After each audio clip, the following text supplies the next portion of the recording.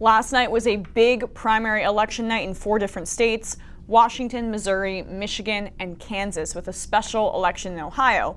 There were lots of important races, and the results were a mixed bag, I believe, for progressives, but I want to give everyone a full picture in this recap, so let's dive right in. How about the good news first, shall we? Rashida Tlaib eked out her primary in Michigan's very blue 13th district. She is set to become the first Muslim woman to serve in Congress and the first Palestinian American to ever serve in Congress. How badly do we need more representation of the Palestinian perspective in Congress? Very badly, I would argue. And let's not get too hung up on her identity, which I know is all the mainstream media is going to focus on. She's a Justice Democrat. She's been endorsed by DSA chapters and Citizens United, Michael Moore, People for Bernie, and the list goes on and on and on. And she's running unopposed. She's even more likely than Alexandria Ocasio-Cortez is to win in November, barring some incredible disaster. Tlaib is a progressive candidate and a member of the Democratic Socialists of America, which endorsed her candidacy. Her campaign platform included securing a $15 minimum wage, protecting unions, and Medicare for all. She also supports overturning Trump's Muslim ban, dismantling detention centers, and securing a pathway to citizenship for undocumented immigrants. So that's some fantastic news out of Michigan.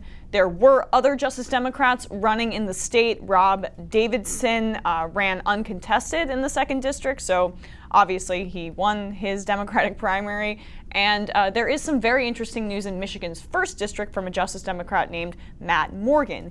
He will, according to reports, be on the ballot in November after a write-in campaign. Democrat Matt Morgan says unofficial vote counts from Tuesday's primary show he will be on the ballot to face Republican Representative Jack Bergman in November's general election. In a formula set by the state of Michigan, Morgan must receive at least 5% of the total ballots cast in the race with the most votes in the Democratic primary in Michigan's 1st. Whew.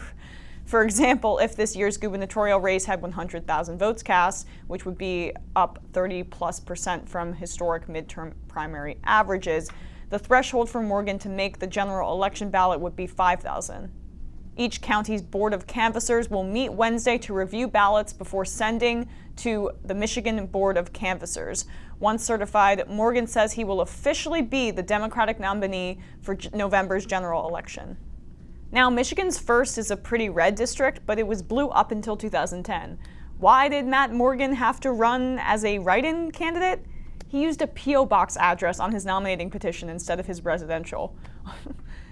Election laws are so weird and archaic. Anyway, it looks like he was successful, but the rest of the Justice Democrats in the state did not fare as well. Abdul Al-Sayed lost handily to Gretchen Whitmer, with Sri Thanadar basically splitting the progressive vote by masquerading as a Bernie-crat. He said Bernie all in his ads. Bernie actually endorsed Abdul Al-Sayed.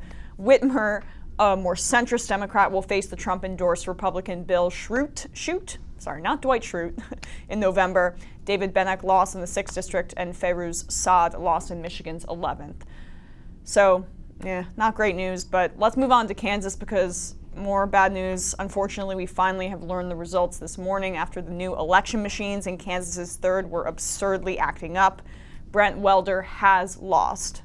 Sharice Davids narrowly beat Bernie Sanders-backed candidate Brent Welder for the nomination in Kansas's 3rd congressional district. Davids edged out progressive candidate Brent Welder by little over than 2,000 votes in a competitive race that was called Wednesday morning. Kevin Yoder, who represents that district now as a Republican, had a tough primary opponent too, but won with 68% of the vote. He will face Sharice Davids, whose policy positions are still a mystery to me, in November. This one was obviously a tough pill to swallow. I know that Brent ran an excellent campaign and he had been in the race for a long time. Sharice Davids only entered the race in February and she got a good amount of financial backing, including from Emily's List, which has made a name for itself by endorsing all pro-choice women if they are conservative enough for them on the financial side. It's really a joke. They haven't endorsed Adrienne Bell in her Texas race, for example. Even Obama endorsed her.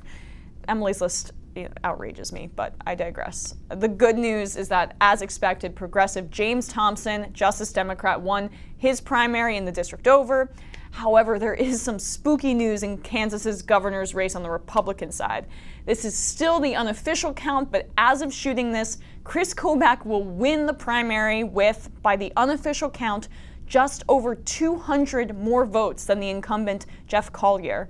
Now, Collier's not a good man, and he's barely an incumbent. He was appointed after Trump appointed the former governor Brownback to this bizarre religious freedom ambassadorship after Brownback just basically bankrupted the state and then ran out. But Kobach is the face of voter suppression. He is the mastermind behind a great amount of the voter suppression in that state, in this country. And if he gets elected, he will make it his life's goal to never let another Democrat or progressive win in the state of Kansas ever again. Never let people of color have voting rights. So that is what we are dealing with here.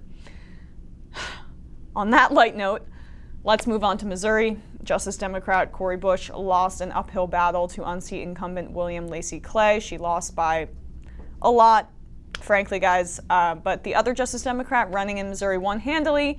Jamie Schoolcraft in Missouri's 7th district. He will face incumbent Billy Long in the general, so that's great news. And more great news out of Missouri.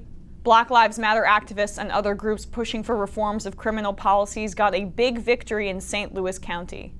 Longtime prosecuting attorney Bob McCulloch, who was criticized for his handling of the shooting of Michael Brown by a police officer in Ferguson, lost to Wesley Bell, who pledged to install a special independent prosecutor to investigate incidents of alleged police misconduct, not push for the death penalty against defendants, and eliminate cash bail. And voters decisively, 67.5% voted no, rejected Proposition A, which would have made Missouri the nation's 28th right-to-work state. It was a big victory for organized labor, which raised $16 million for the No on A campaign.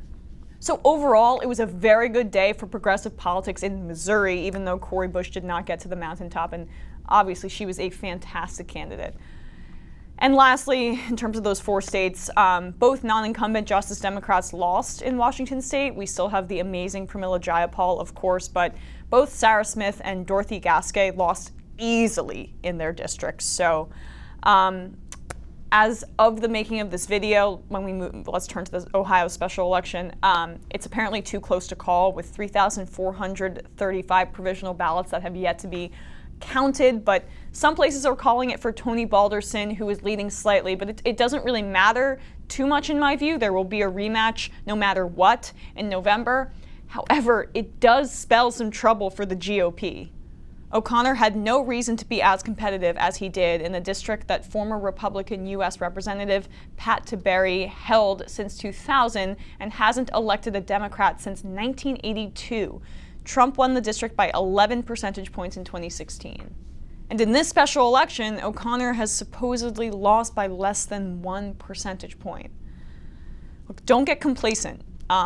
We don't know if blue wave is imminent, but things like this are certainly really good signs. So I know it was a mixed bag of results. I'm particularly bummed about Brent Welder. It was a really close race, but keep fighting. There are more primaries coming up. Kenyella Ng in Hawaii on the 11th. More primaries. Pay attention and stay tuned on youtube.com/rebelhq, facebook.com/rebelhq if you're feeling crazy too.